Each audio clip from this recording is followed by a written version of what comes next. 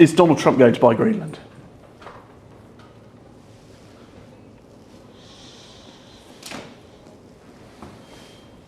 %60% yes. Interesting. Would you be in favour of banning TikTok in Britain? No. I'm concerned about the ownership, but for a huge number of young people, it is their sole means of having a window on the world.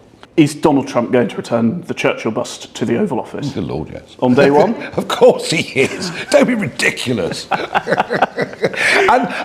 that says it all. This is the most pro-British president since Eisenhower.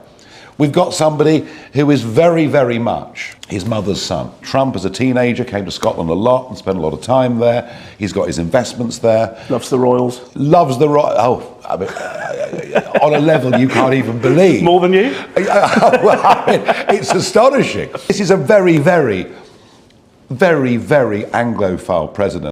So Nigel, the weekend celebrations kick off with a UK-US party here tonight. This is the only ticket in town tonight.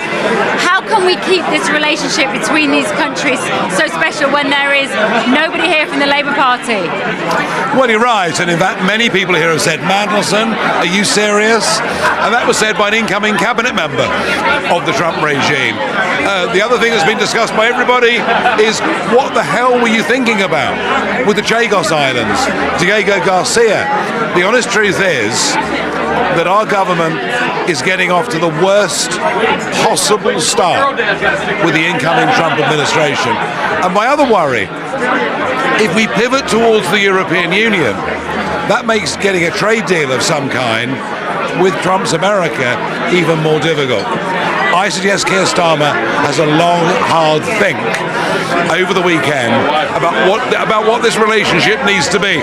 Right now, the truth is, I mean, we're in a good place here tonight at this party, but in terms of the two governments, it's not very pretty. Nigel Farage has issued a stern warning to Sir Keir Starmer, cautioning the Prime Minister against jeopardizing a golden opportunity to strengthen ties with the United States by steering Britain closer to the European Union. Speaking exclusively to The Express during a visit to Washington, the Reform UK leader hailed Donald Trump as the most pro-British president in over 6 decades and criticized the Labour government for prioritizing a reset, with Brussels over-cultivating a deeper transatlantic relationship. Farage argued that the next 4 years under President Trump's leadership could mark a transformative era for us. UK relations, provided Britain does not allow its policies to drift back toward EU alignment. The chance is there for a booming economic relationship with America, Farage said. But if we reset back to the EU, it's going to start making that impossible. Farage lavished praise on Trump's personal connection to the UK, citing his Scottish heritage and long-standing admiration for British culture. The former U.S. president, set to return to the Oval Office following his re-election, reportedly plans to reinstate the iconic bust of Winston Churchill, a symbolic gesture underlining his affection for Britain. This is the most Anglophile president since Eisenhower, Farage declared. Trump's connection to Britain runs deep. His mother's Scottish roots, his investments in the country, his respect for the monarchy. Even his rallies celebrate British music with Elton John, David Bowie, and Phil Collins blasting from the speakers. The Reform leader described Trump's administration as an exceptional ally for the UK, emphasizing the shared values and economic opportunities the partnership could bring. Farage also criticized London Mayor Sadiq Khan for his incendiary remarks ahead of Trump's inauguration, in which the Labour politician described Trump's return to power as heralding a march of fascism.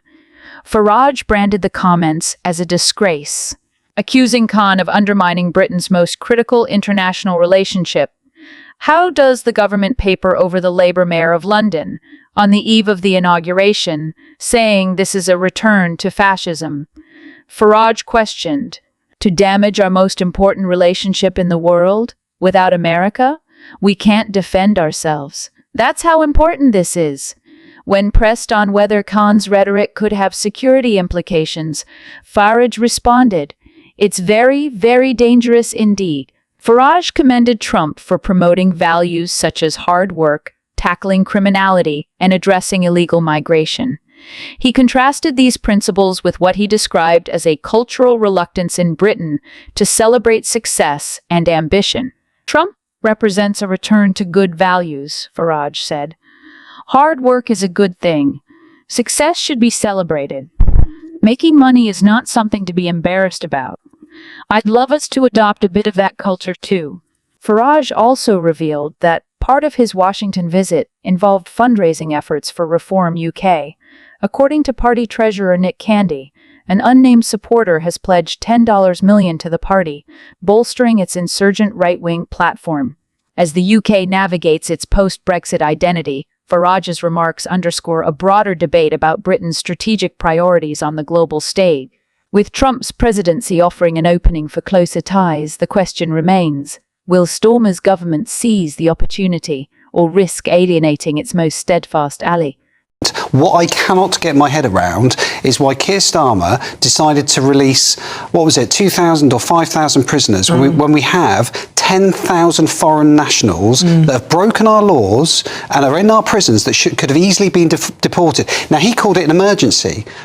Even if you don't want to have a permanent policy, which I would, by the way, of deporting foreign prisoners, I would absolutely, once they've served their sentence, they get out of this country. They should not be staying in a country where they have broken the law. That's why I have a problem with immigration. Illegal immigration, because the first act that they are committing is they are breaking the law to get into this country. Because they're desperate. No, they're not desperate. Keir Starmer, the man who aspires to lead Britain, stands accused of putting ideology ahead of public safety.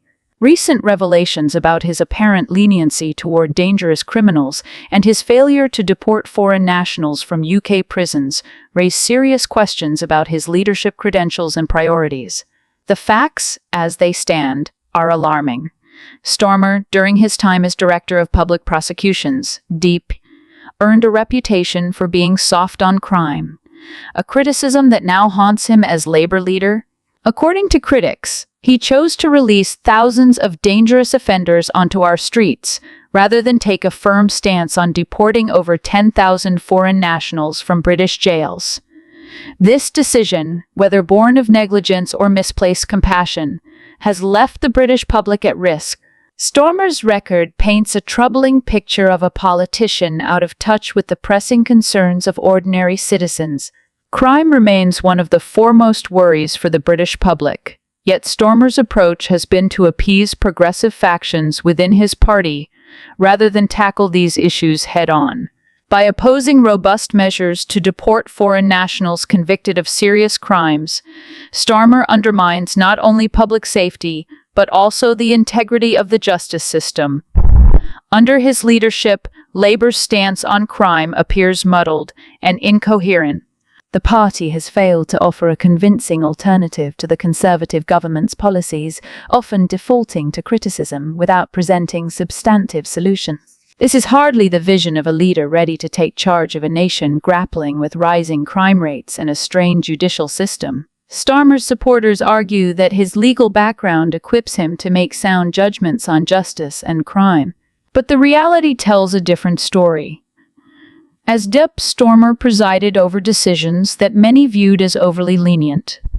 Critics argue that he prioritized political correctness over public protection, setting a dangerous precedent that continues to haunt his political career.